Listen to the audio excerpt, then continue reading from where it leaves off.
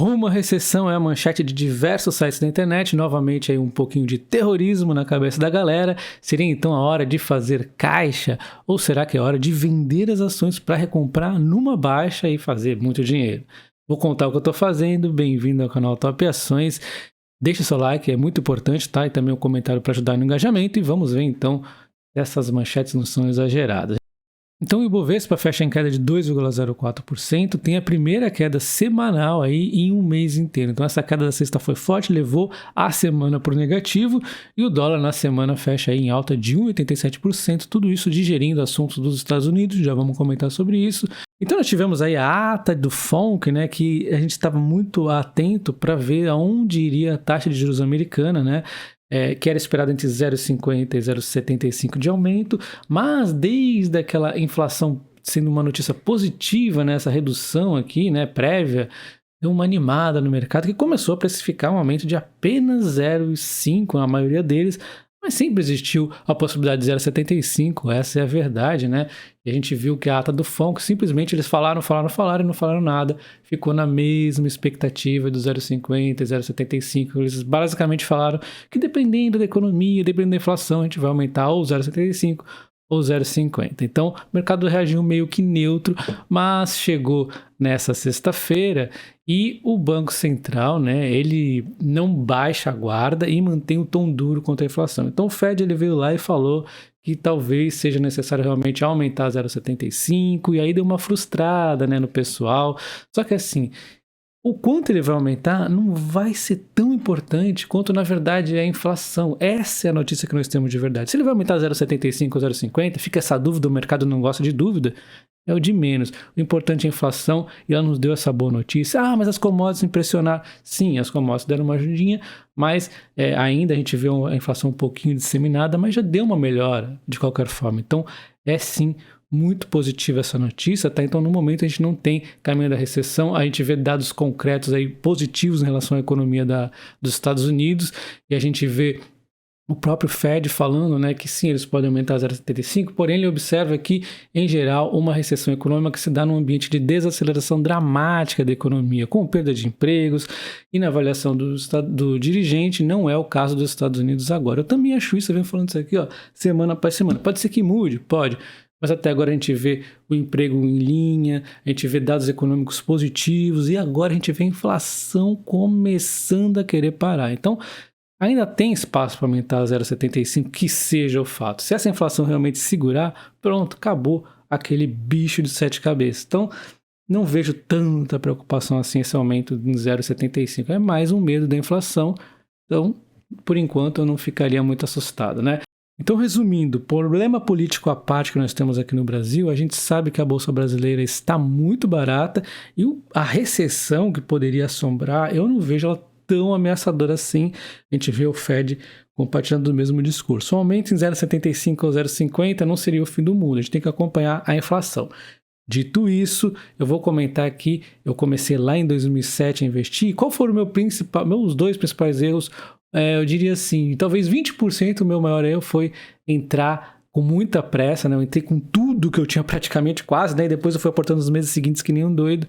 Isso é um erro. Eu entrei na alta, né? Nós não estamos na alta, então isso é um erro que você nem corre tanto risco, né? Mas foi um erro, é sempre bom entrar aos poucos, principalmente se você é novato num assunto, né? E o principal deles foi aí nos anos seguintes, mesmo eu tendo ganho experiência, eu aprendi a analisar ações, fiquei bom, mas eu não estava conseguindo ter aquele aporte mensal, né, sempre, não tinha regularidade nos aportes, então assim, o erro na entrada a gente consegue compensar depois comprando ações corretas, fazendo algumas coisas aí, mas a não regularidade dos aportes é bem prejudicial, então é muito importante você estar sempre aportando aí, tá?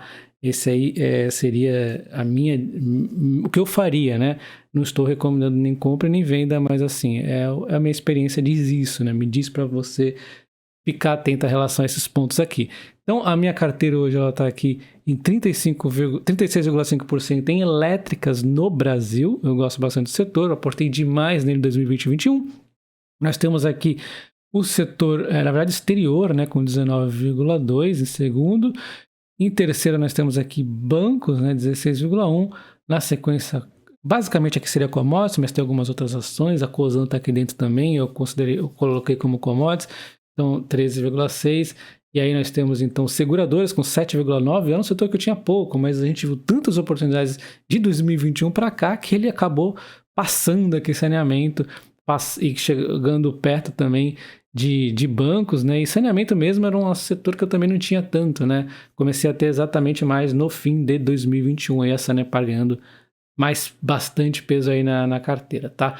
Então essa aqui é a minha carteira de investimentos. Então exatamente para a gente manter tudo na linha, eu trouxe aqui uma meta para mim, né, de estar aportando todos os meses alguma quantia, agora 2.500, uma meta mais puxadinha, né, a pandemia nos ajudou até a mudar alguns hábitos, na verdade, então 2.500 aqui de meta de aportes, e eu tenho um bônus, como minha carteira está um pouquinho maior do que estava lá no passado, eu tenho os dividendos que me ajudam também, e como a carteira também está mais gordinha, uma eventual venda de uma realização de lucro, que é mais raro, mas acontece, também me ajuda nos aportes, então ganho os dois lados aí, podendo ajudar, né, nesse efeito bola de neve também, tá?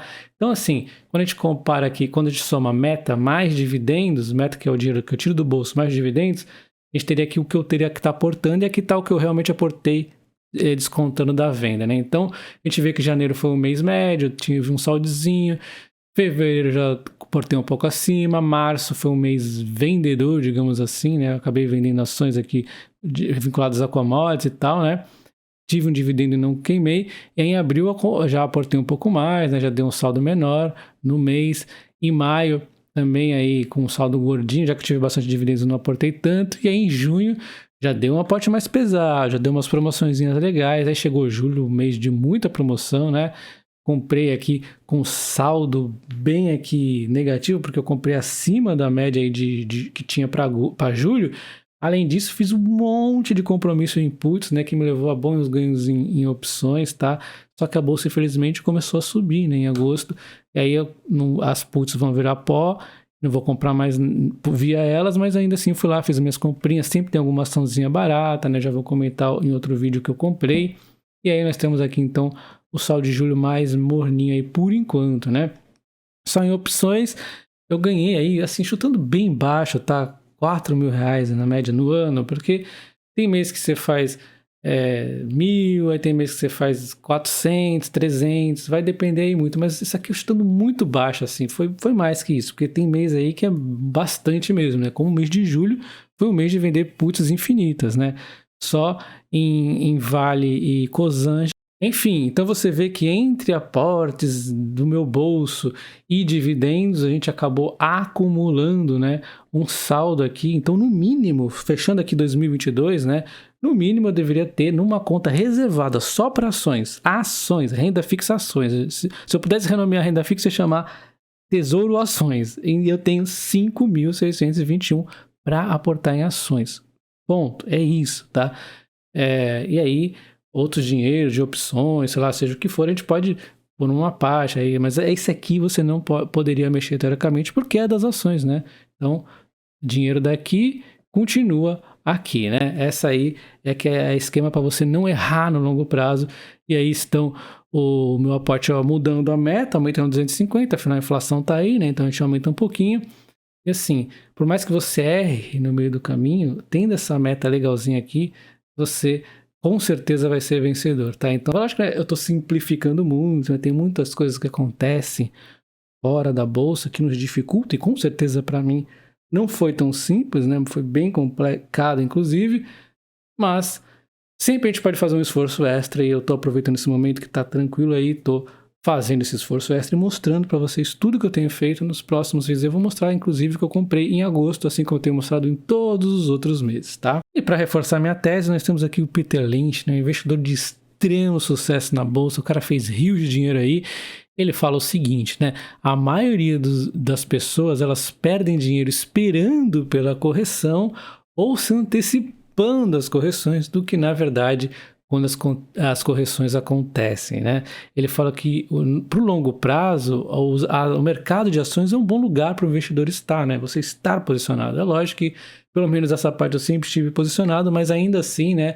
Eu acrescento que não é suficiente, principalmente no começo, você estar apenas posicionado, é você estar aportando. Então, usa essa frase do Lynch, que para mim nunca faltou, nunca vendi, fiquei líquido da bolsa, não, nunca tive medo de quedas, mas faltou o quê? Principalmente no começo, os aportes, tá? Então o quê? Aporte, e assim, você pode até fazer uma leitura de que você aportar mais ou menos, mas não fique, né, esperando uma correção, porque é muito difícil, né?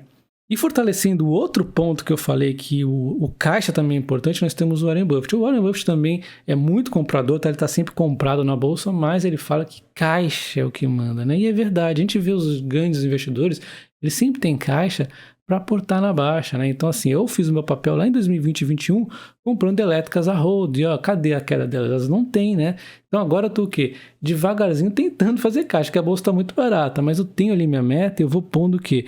Meu dinheiro separado onde não tem como mexer ali, né? Não vou mexer ali, é o dinheiro da bolsa, aquele dinheiro vai para uma queda um pouco mais pesada. Se acontecer que nem aconteceu no mês passado, vai lá e pega aquele dinheiro e vlau, aporta lá mais pesadinho, beleza? Então assim, caixa também é importante. O ruim é você usar esse dinheiro que era para ser caixa em uma viagem, uma outra coisa nada a ver. Deixa separadinho. Eu não estou recomendando compra nem venda, eu estou falando assim, o que os grandes investidores fazem e como eu faço para você fazer um paralelo aí com você, tá bom? Então, eu espero que vocês tenham gostado desse vídeo. Foi um vídeo rapidinho, mostrando aí dois caras geniais da bolsa, tá? E tentando fazer um paralelo de como eu aporto, beleza? Um abraço, até o próximo vídeo. Valeu!